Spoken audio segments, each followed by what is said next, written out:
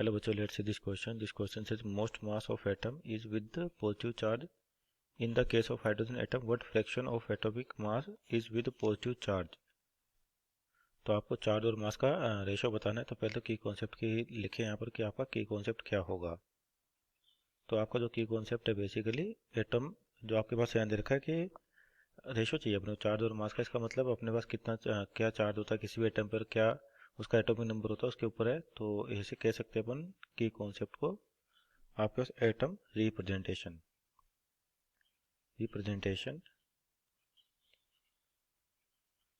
तो यहाँ पर देखिए किसी भी एटम को कैसे रिप्रेजेंट किया जाता है। तो ये होता है बेसिकली जेड एक्स ए।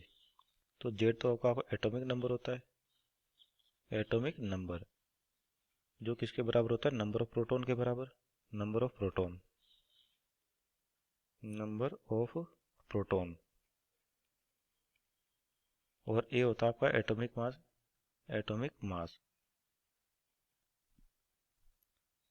Atomic mass. तो अब देखिए यहाँ पर जो पूछा अपन से कि हाइड्रोजन एटम के लिए आपको फ्रैक्शन बताना है मास और चार्ज का। तो हाइड्रोजन एटम के लिए जेड एटॉमिक नंबर होता है 1 होता है।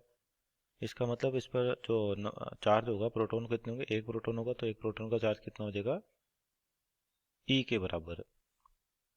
और मास ऑफ प्रोटॉन कितना होता है आपके पास 1.67 इंटू 10 टू पावर 27 माइनस का 27 kg। तो यहाँ से अपने को इसका रेशो चाहिए। तो क्या आ जाएगा आपका फ्रैक्शन में किसका रेशो चाहिए अपने को, मास अपॉन चार्ज। तो मास अपॉन चार्ज, तो मास कितना आपके पास 1.67 into 10 to power minus 27 divide by e, यानी चार्ज क्या होता है प्रोटॉन पे 1.6 इंटू 10 टू पावर माइनस 19। तो यानी कि इसको सोल्व करें तो आपके पास आएगा ये अप्रोक्सीमेटली 1 इंटू 10 टू पावर, ये ऊपर जाएगा तो प्लस का हो जाएगा तो 1 इंटू 10 टू पावर 8। तो ये फ्रैक्शन होगा आपका किसके लिए, हाइड्रोजन एटम के लिए, मास वर्सेस चार्ज के लिए। सो दिस और final answer, hope you understood well, best of luck.